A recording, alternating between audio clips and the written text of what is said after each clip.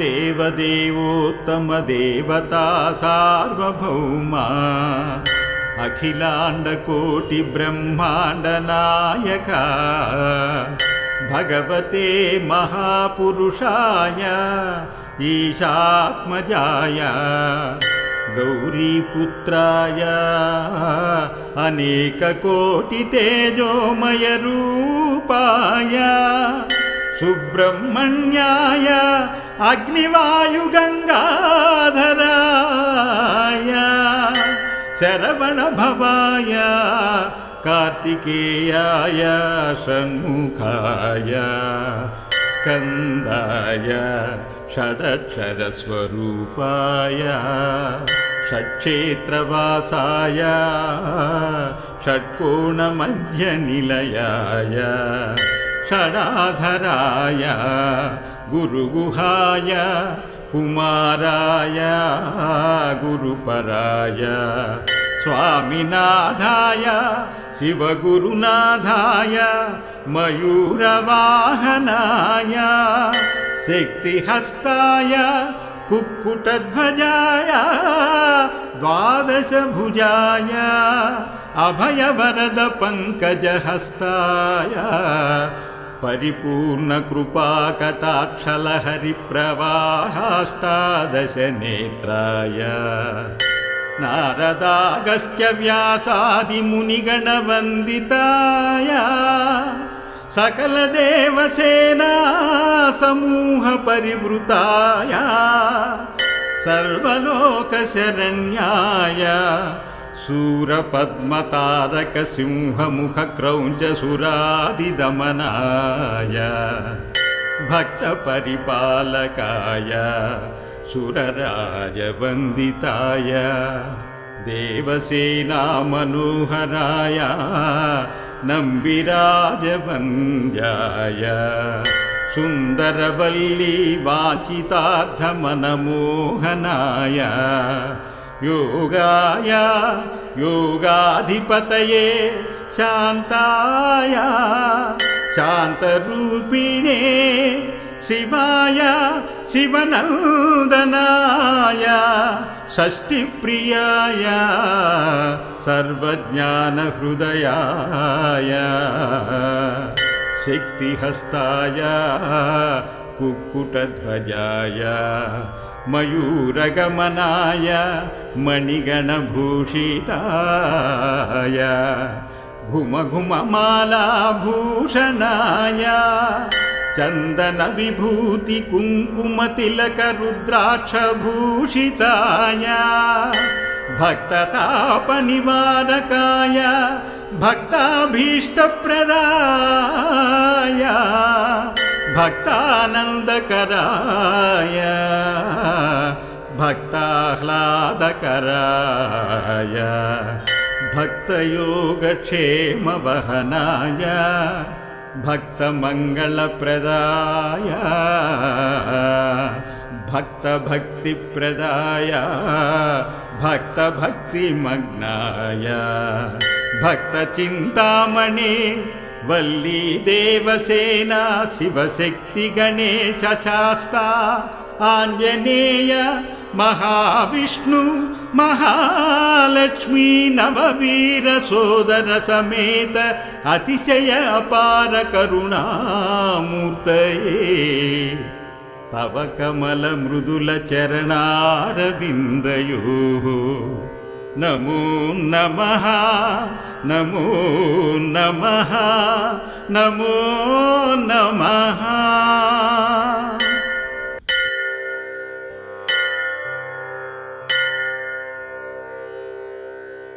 ॐ देवदेवोत्तम देवता सार्वभौमा अखिलाण्डकोटि ब्रह्माण्ड नायका भगवते महापुरुषाय ईशात्मजाय गौरीपुत्राय अनेककोटि तेजोमय रूपाय सुब्रह्मण्याय अग्निवायुगंगाधराय शरवणभवाय कार्तिकेयाय षण्मुखाय स्कन्दाय षडक्षरस्वरूपाय षट्क्षेत्रवासाय षट्कोणमध्यनिलयाय षडाधराय गुरुगुहाय कुमाराय गुरुपराय स्वामिनाथाय शिवगुरुनाथाय मयूरवाहनाय शक्तिहस्ताय कुक्कुटध्वजाय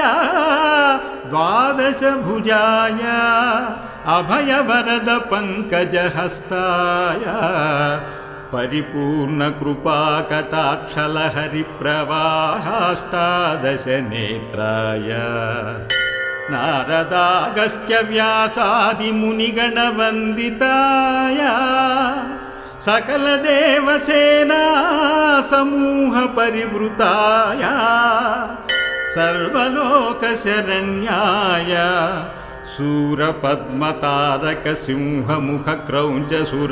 शूरपद्मतारकसिंहमुखक्रौञ्चसुरादिदमनाय भक्तपरिपालकाय सुरराजवन्दिताय देवसेनामनोहराय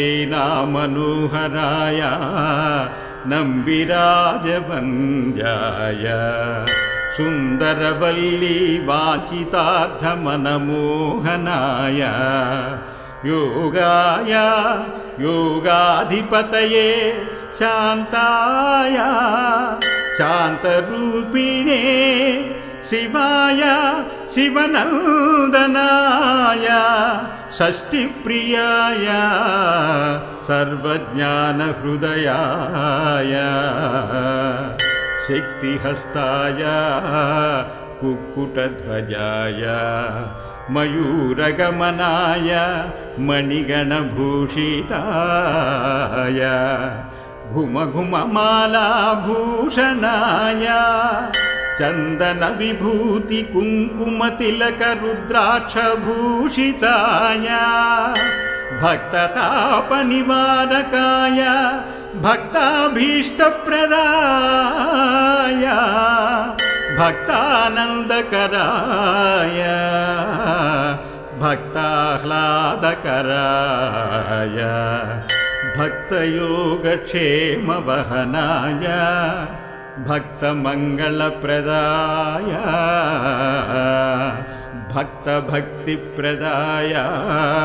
भक्तभक्तिमग्नाय भक्तचिन्तामणे वल्ली देवसेना शिवशक्तिगणेश शास्ता आञ्जनेय महाविष्णु महालक्ष्मी नववीर सोदर समेत अतिशय अपार करुणामूर्तये तव कमल मृदुल चरणारविन्दयोः नमो नमः नमो नमः नमो नमः।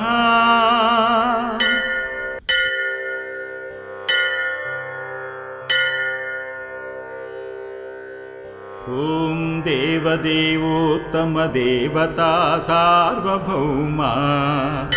अखिलाण्डकोटिब्रह्माण्डनायका भगवते महापुरुषाय ईशात्मजाय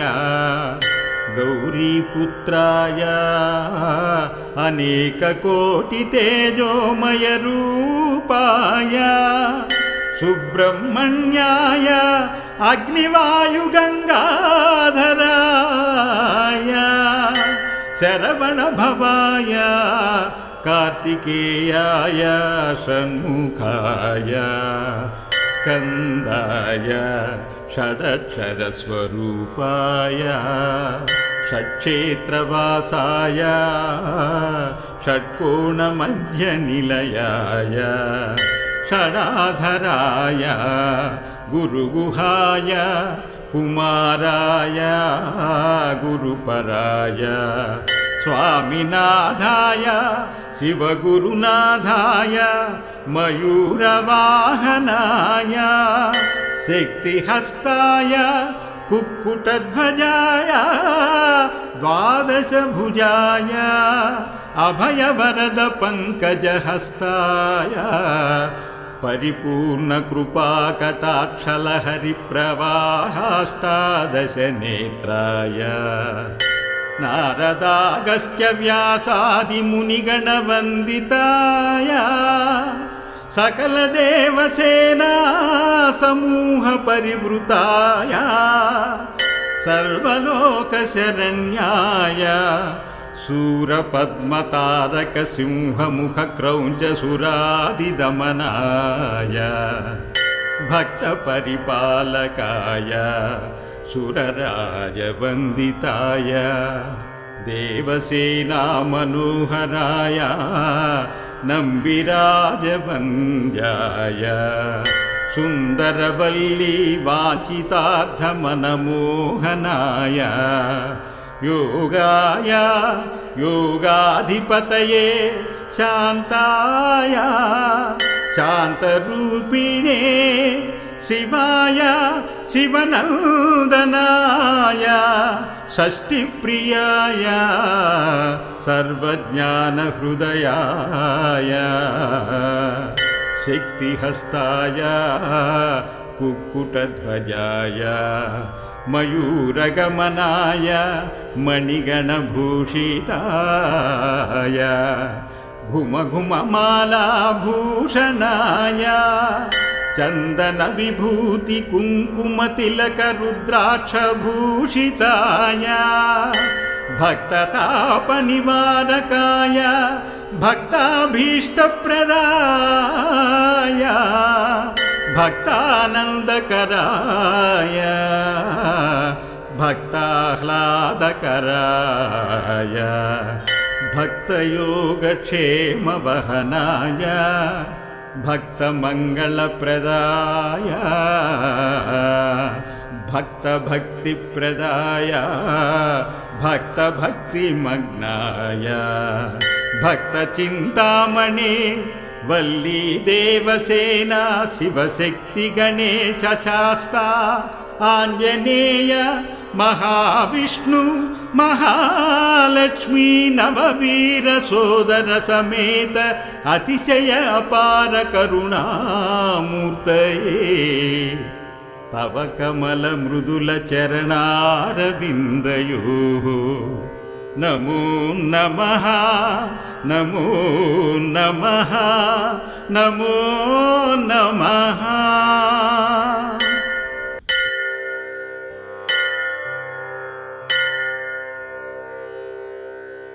ॐ देवदेवोत्तमदेवता सार्वभौमा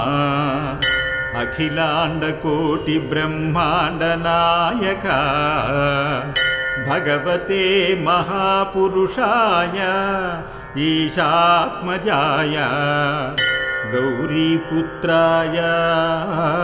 अनेककोटितेजोमयरूपाय सुब्रह्मण्याय अग्निवायुगङ्गाधराय शरवणभवाय कार्तिकेयाय षण्मुखाय स्कन्दाय षडक्षरस्वरूपाय षट्क्षेत्रवासाय षट्कोणमध्यनिलयाय षडाधराय गुरुगुहाय कुमाराय गुरुपराय स्वामिनाथाय शिवगुरुनाथाय मयूरवाहनाय शक्तिहस्ताय कुक्कुटध्वजाय द्वादशभुजाय अभयवरद पङ्कजहस्ताय परिपूर्णकृपाकटाक्षलहरिप्रवाहाष्टादशनेत्राय नारदागस्त्य व्यासादिमुनिगणवन्दिताय सकलदेवसेना समूहपरिवृताय